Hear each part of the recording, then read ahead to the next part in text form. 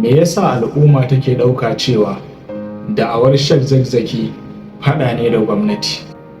Me ya sanya kuma gwamnatin take yaƙar da'awar Sheikh Zakzaky? Bara ku ji dalilin. Sheikh Zakzaky har kullum abin da nake so mu ƙara ganewa shine cewa yake yi, ya ku al'ummar musulmi, ku ajiye tsarin da ba na Allah ba da dokokin da ba na Allah ba, ku ɗauki na Allah ku yi amfani da shi a matsayinku na musulmi. Abin tambayan anan shi ne,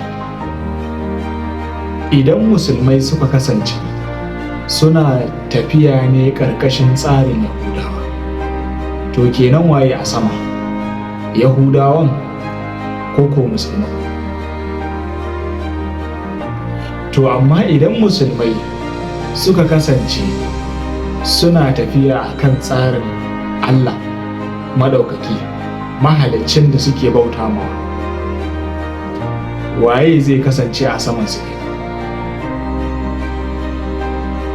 To abin tambayan anan shi ne, idan har Yahudawa da muke bin tsarinsa a yanzu suna saman mu ne, to a tunaninka duk abin da zai mai da su ƙasanmu za su so shi?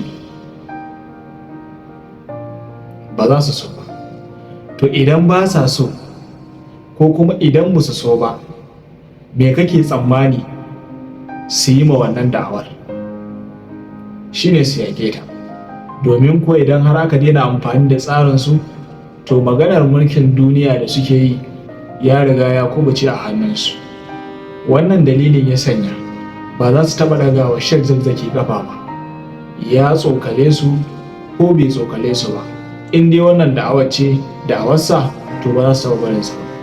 Don haka mutane a daina yaudaran ku da cewa Sheikh Zakzaky yana faɗa ne da gwamnati. A'a, illa iyaka yana kiran al'umma zuwa ga su fahimci abin da ya tara su duniya, musamman musulmai, cewa mu fa yi amfani da tsari da dokar Allah ne ba, mu fa ƙyale na Yahudawa, don na Yahudawa nasu ne, ƙur'ani shine namu. Amfani da muke yi da na Yahudawa to ya ɗora su ne a kanmu, amma amfani da zamu yi da namu to zai kasance babu wanda ke sama da mu.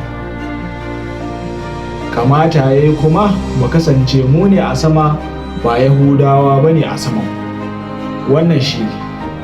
Fatan za ku ci gaba da kasancewa tare da mu domin ku ji bayani na gaba akan da'awar Sheikh Ibrahim Zakzaky. Na gode.